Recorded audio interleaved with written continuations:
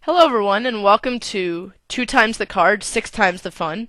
In this series, I, Vanessa Selbst, also known as Dyslexic Duck, will be teaching White Lime all about the basics, introductory concepts of small stakes pot limit Omaha. We're going to approach this from two different perspectives. One of,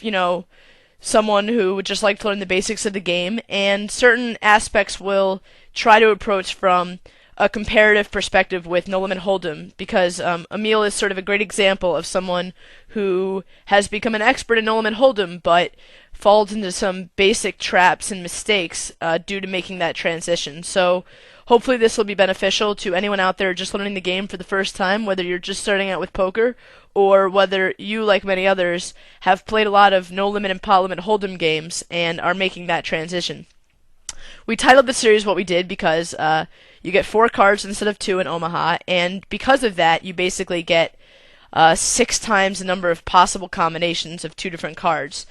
And the implications of that are, for the most part, the relative strength of the hands that are shown down in Pot Limit Omaha is so much higher than No Limit Hold'em. So we'll talk about what the implications of that are. Throughout this series,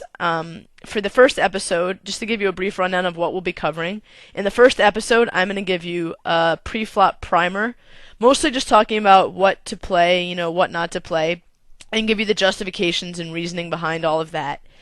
And then the next couple of episodes, Emil has played some hands on his own, so I'm going to talk him through those hands and, the hands that I found interesting, and talk about what I think he did well and what I think he did not so well.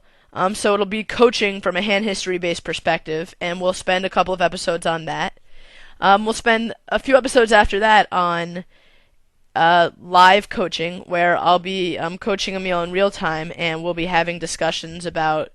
the various concepts while he's playing the game. And finally, the last episode, possibly 2 episodes, Emil will apply what he's learned throughout the series and talk through his own thought processes and do some overall summarizing of what we've learned in this series. And the purpose, at the end of these 8 weeks that we will journey through Pot Limit Omaha together is to get you to a level where you feel comfortable sitting in a 50-cent $1 Pot Limit Omaha game and feeling like you know exactly what to do in most situations, and the kind of thinking required to think through on your own, the other types of situations to beat a small stakes Pot Limit Omaha game. So,